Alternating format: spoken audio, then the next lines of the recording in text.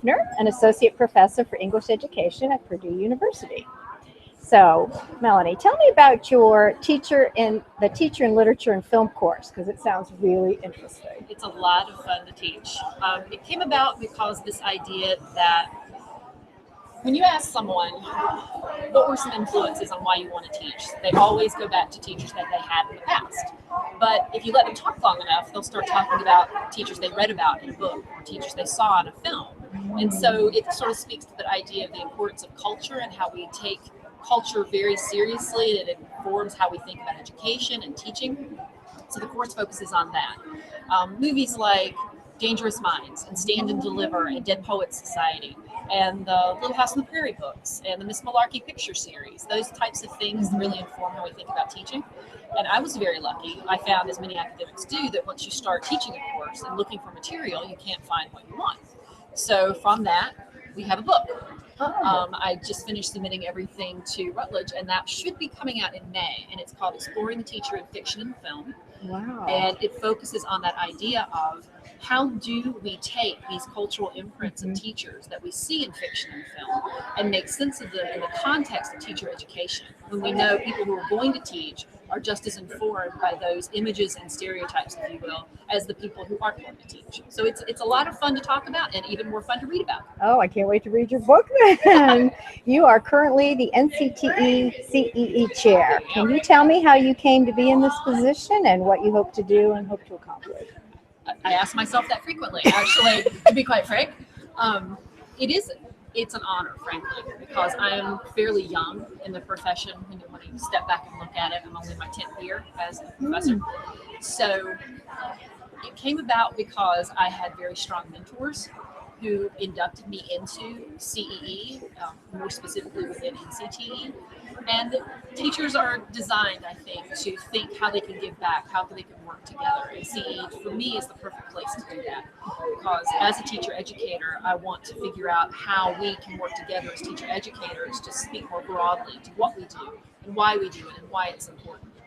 So that ability to work with people who are having larger conversations, who are hoping to influence policy, who are working to make larger influence beyond just our classroom is a really exciting part of CEE. And being able to be the chair it's an honor because I'm able to sort of serve as the funnel, I think, of myself as what is important to our membership.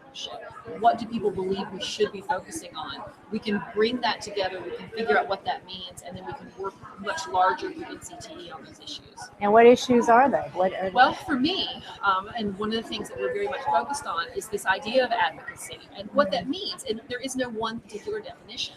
So we want to be able to define it writ large and writ small. And a lot of that work comes through our commissions.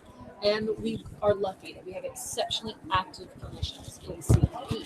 For example, one commission is focused on the methods courses, another is focused on writing education, another is focused on poetry, another on adolescent literature. And what that means is they are focusing on these issues actively. Our Social Justice Commission, for example, is focusing on these ideas that what does it mean to be active in social justice and how can we do that work in education in meaningful ways. And they take these ideas, they turn them into action, and then they work together as a commission through CEE to realize what they want to realize. One of our stellar outstanding is the Writing Commission.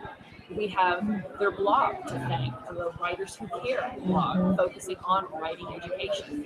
That came about through a commission working together, seeing a need, believing that they needed to address that need themselves, and now we have this vital, viable, advocacy-focused blog on writing education. So that's important to me, that CEE sees a place for itself to have a voice in the larger conversation, if you will, both within education and beyond education. My other focus is also graduate student mentorship. Same idea as we go into teaching because of the students that we get to work with. And that doesn't go away when you become a professor of education. So what does it mean to work with graduate students, to mentor them into the profession, to show them not just what we do, but why we do it, and hope to kind of encourage them to both stand on our shoulders and lead us much further than we think we are. And we're working on different things and ways to work with the graduate student strand to have active and involved. And I'm very excited to say you get to be the first person to know. We have just approved a new Graduate Student Research Initiative Award. Wow. That will be focused solely on graduate student support for research.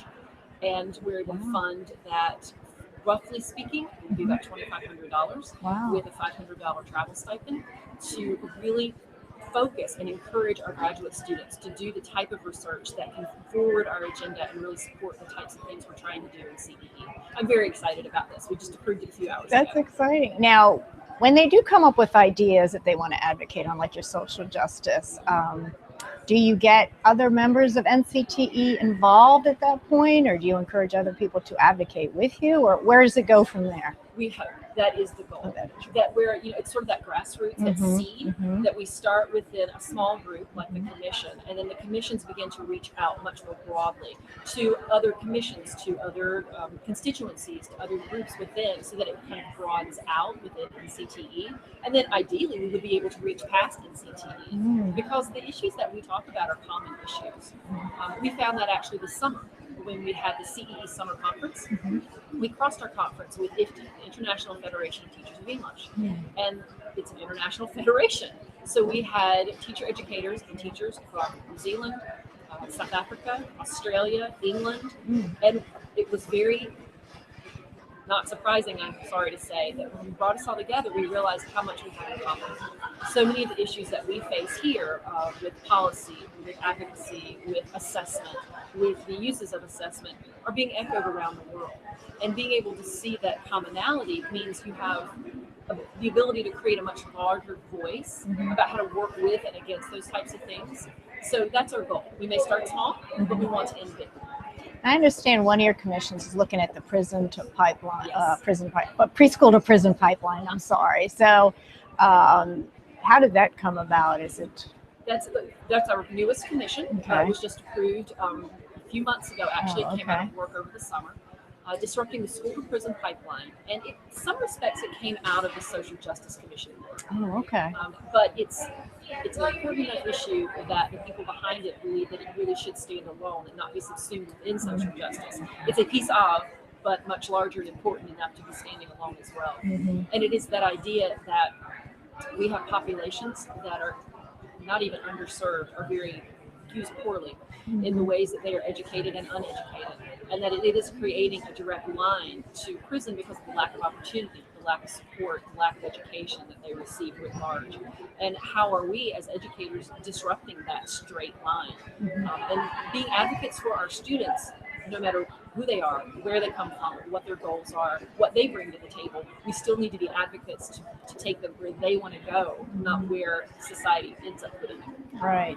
Are there other issues that you're looking at, or you can't speak to them at this time? Or one of the biggest issues right now, obviously, is assessment. What is it? How is it used? How is it misused? And writ large, writ small, we have that concept of formative assessment, which seems to have dropped off the table in the conversations that we have both in education and in society, I hate to say, that there is such a thing as formative assessment. Everything doesn't need to be definitive and the end and have a number attached to it. It should be used to show us where our students stand and how they're growing and how they're developing. Also, how assessment is used. Obviously, one of the things that's on the table is this idea of value-added measurement, that teachers need to be assessed quantitatively by the test scores that their students make. But that doesn't call into question the validity of the test that's being used, or the way the students are prepared in the first place, or whether the test is even a valid measurement of what we want them to know. So tying those very disparate ideas back to how we look at teachers and consider them good teachers or bad teachers, it's reductive, it's simplistic, and it's not the way we think of education or the way we want our teachers to work. So assessment is always an issue in education. Always. I don't care where you talk about or where you start, but these things are the ones that are really front and center. Okay. You have an amazing Twitter feed, by the way. I went on it, became a follower. Do you view Twitter or other social media as an effective tool for advocacy? I do, within its range. I think it's disingenuous to act as if social media doesn't play a large role in everything we do. It's the way we communicate. It's often the ways we think. It's what shapes our thinking, and so it can shape our advocacy work. The danger, of course, is that when you can click a button, when you can retweet, when you can simply stay behind your computer screen, that you are less likely to be physically involved in the movements that really need physical bodies behind them. I don't think we have that.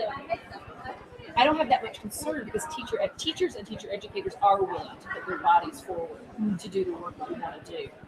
So I see social media and Twitter as an example, as a way to bring people together in common cause and show that the issues that you have in your state are the issues that are being faced in another state, that are being faced in another country.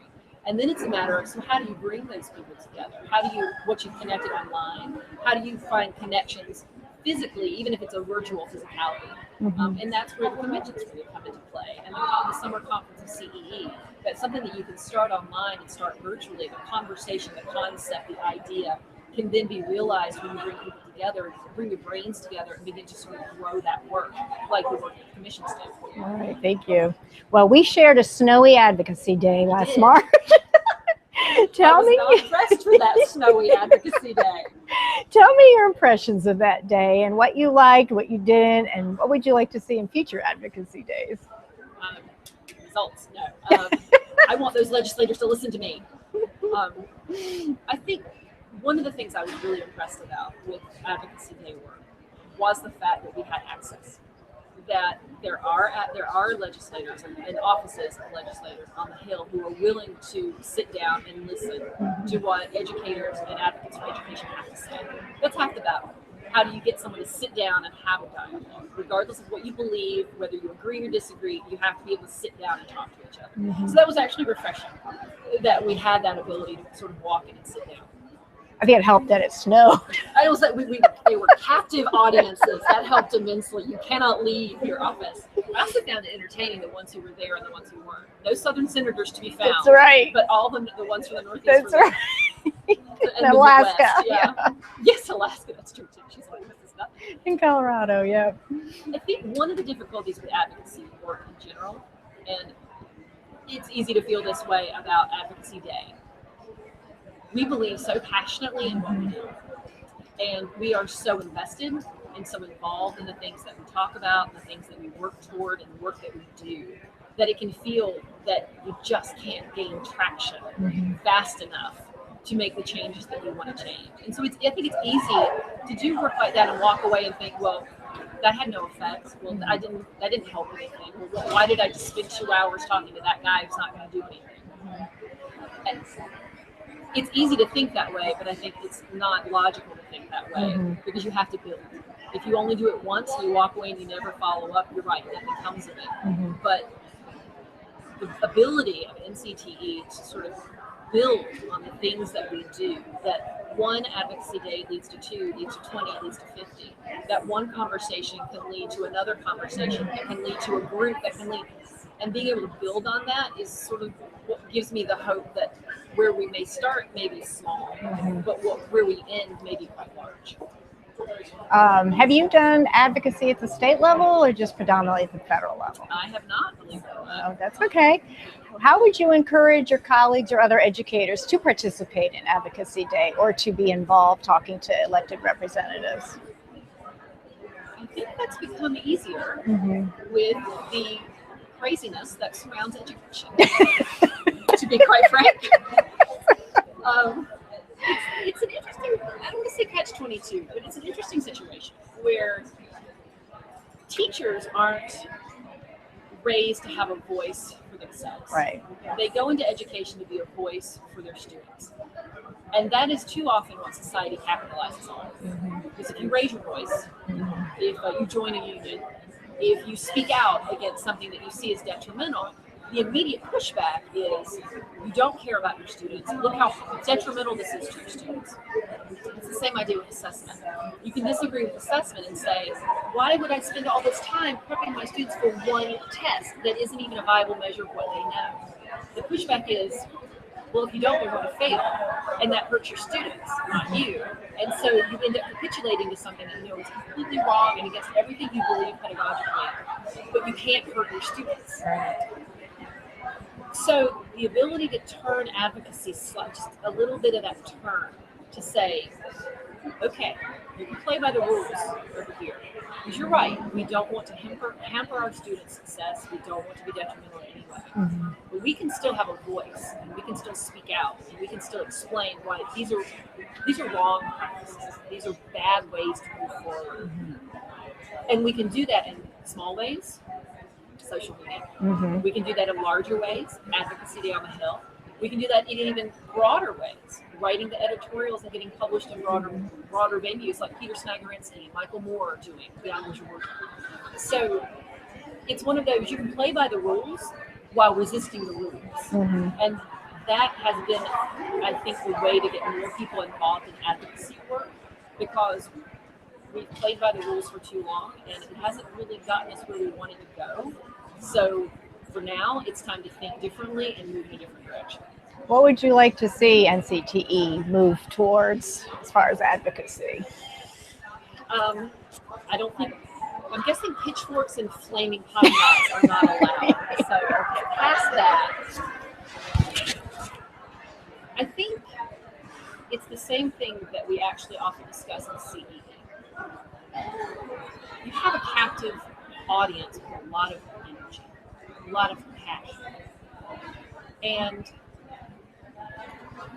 if you have an organization with the reach, with the power, with the ability to form ways to make a difference, you have power that the individual doesn't have. Mm-hmm.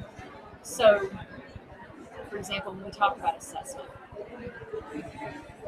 over and over again, teachers say, we're not opposed to assessment. Teacher educators say the same thing. We're not opposed to assessment. It's how it's used Mm-hmm. and what it's used for. Mm-hmm.